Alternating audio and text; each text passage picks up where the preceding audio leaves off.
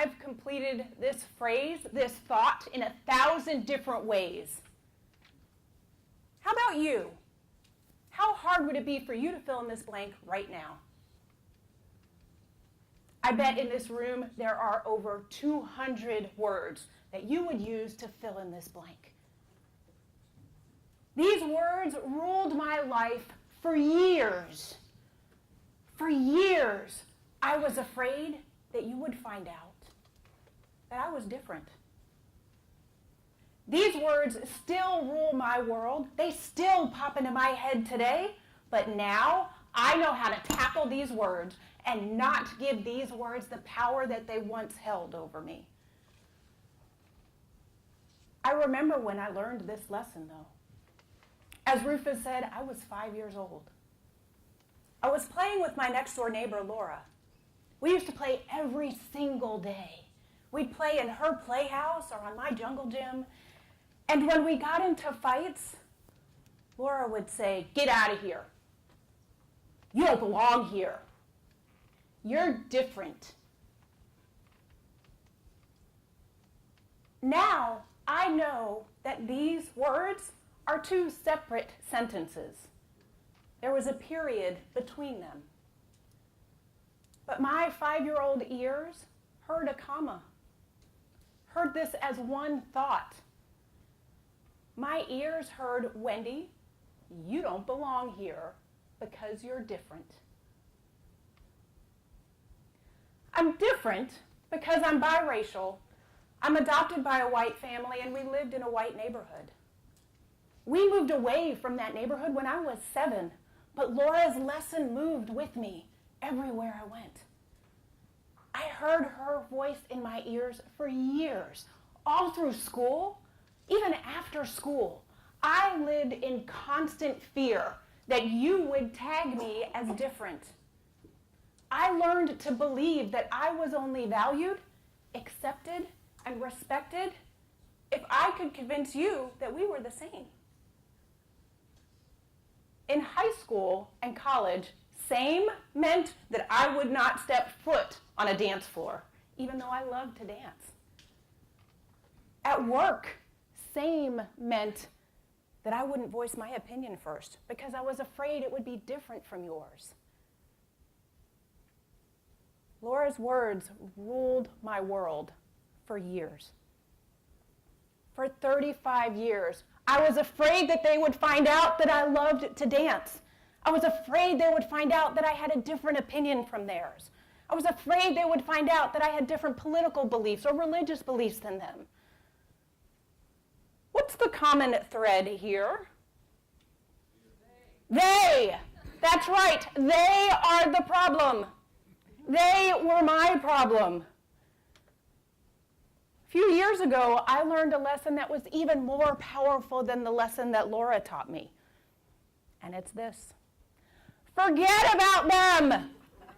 Say it with me. Forget about them. That's right. I learned this lesson on Wade Avenue. I remember learning it vividly. I was driving down Wade Avenue, and I was in my happy place. I was singing my happy song. I had Mariah Carey booming from the radio, and I was singing, "Dream lover, come rescue me." And I pull up at a stoplight, and on one side of me is a car of white women. On the other side of me is a car of black women. And out of nowhere, unexpectedly, I flipped out because I didn't know who to try to be the same as. I'm at a stoplight singing my favorite song in a happy space, and all of a sudden, I feel a desperate need to be accepted by strangers, by them, and they had no clue that I even existed. At that moment, I heard a new voice in my head, a voice I hadn't heard in a long time. It was my voice. And it asked me, what about me? What about me? Forget about them and what they want. what about me? This question has transformed my life. This question helps me forget about them. This question has empowered me to face Laura and tell her to shut up. I use this question now when I notice that I'm having a few too many thoughts that begin with, I'm afraid they'll find out. Or I wonder if they think I'm smart. Do they think I'm successful? Do they think I'm the intern? What is it they think about me? I will ask myself, what about me?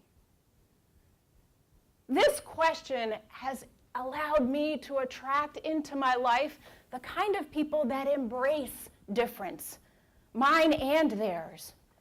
And they inspire me to do the same. People in this very room, like Marcy Rader, like Helen Moses, like Rufus Stevens, inspire me to bring my whole self to our party.